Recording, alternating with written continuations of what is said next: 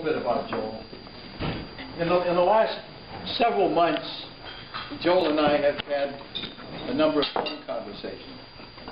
And while talking about many things, almost invariably, we would go back to reminiscing about our childhood. And in that reminiscing, we realized that the 6-year difference between our ages, and I'm 6 years older than he is, would evaporate. But it evaporated when we were children, too. We were really the same age. And we used to have an awful lot of fun together. We had a great time. And I think it was because we had a great time growing up in a great family. There were 6 kids. There were really 7 kids. My mother was a child. She was a very childlike person. And you had to be, to raise 6 kids, you had to be either that or go insane. So she stayed as a child and did a wonderful job, I think. Well, she did a good job on me, and I think she did a pretty good job on the rest of them.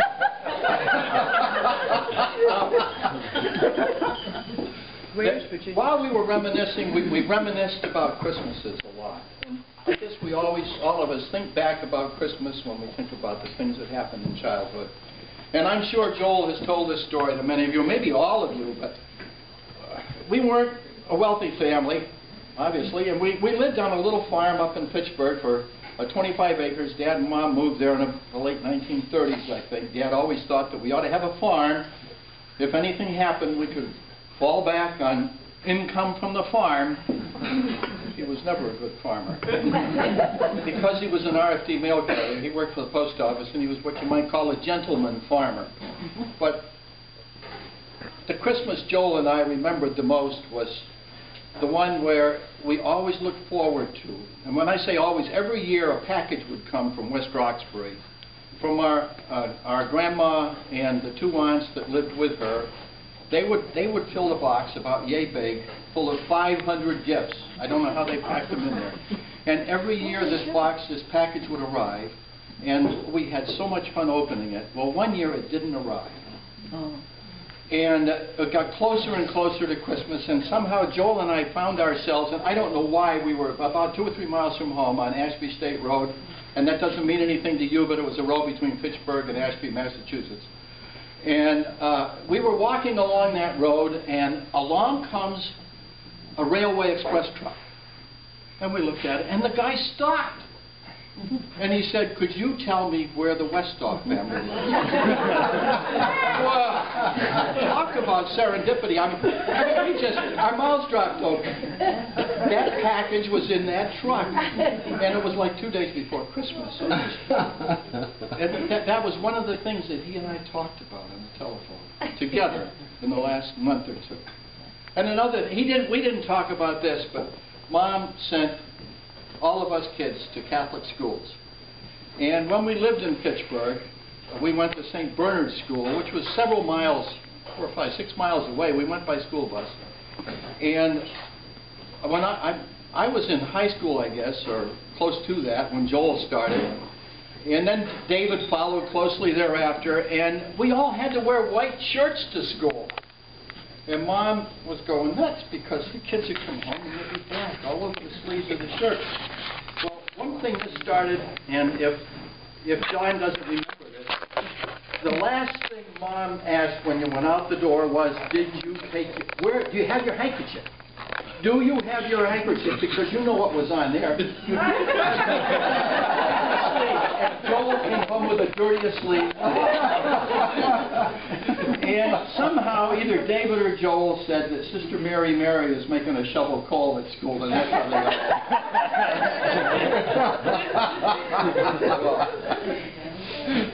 I'll tell you, as I say, she had to be a childlike to live with our family. Well, in 1944, my dad moved to California.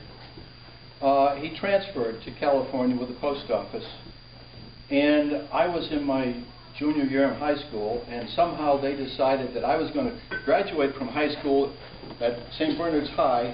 So there was me and 5 younger kids and my mother living on this farm, and Dad was in California, and when I graduated from school almost the next day, we had sold the farm, we left.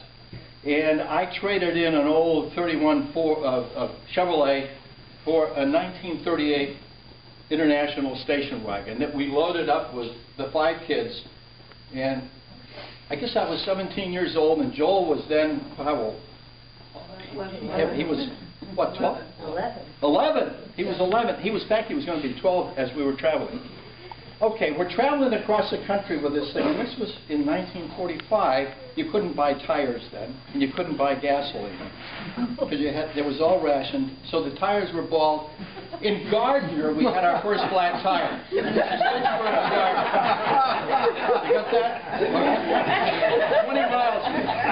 We had to have 6, 8 flats by the time we got to the Rocky Mountains, and we celebrated Joel's birthday going over the Loveland Pass with a flat tire at 11,000 feet in a snowstorm. Anyway, we did get to that would be July.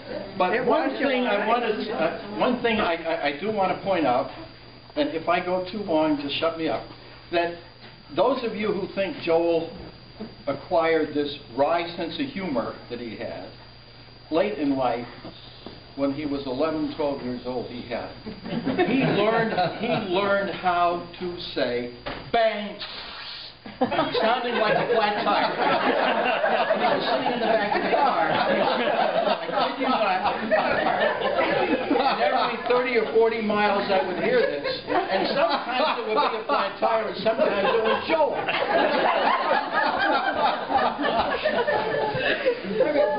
What do you do about a kid like that?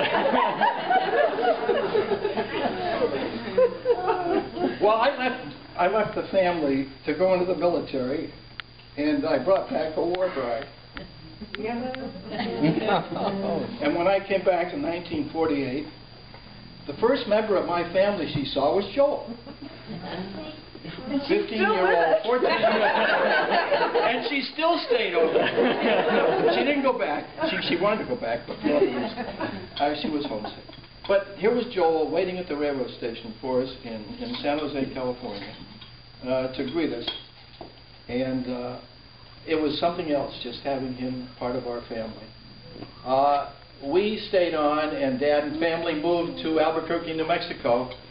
And Joel hadn't finished high school yet, so we had Joel as a son while he was finishing high school at Bellarmine College Prep. I don't know what year it was, but he was a neat kid to have as a son. Only 6, he was younger than us, so he really was. He was our kid. Then we left and we went to New England again, kind of moved back east, and our home in Agawam became sort of a family hangout. And by family, I mean Dave and Joel used to collect there, and Dave lived with us for a period of time after he got out of the Navy. And Joel's talents for creativity, we discovered that he had a remarkable talent. David and Joel and I had a tape recorder. In those days, it was a great big thing. And somehow we managed to recreate or create an old Bob and Ray show.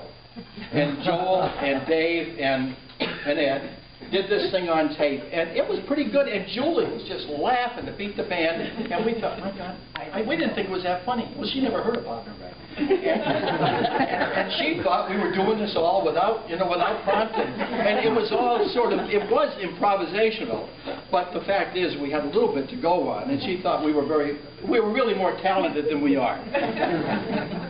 And unfortunately, that tape was erased by Dave, who was then practicing the guitar. And he never really learned how to practice. He never learned how to play well, but it sort of disappeared. And we never kept that tape. I'm glad we had it. I'm glad we had it for the time we had it. In 1959, we left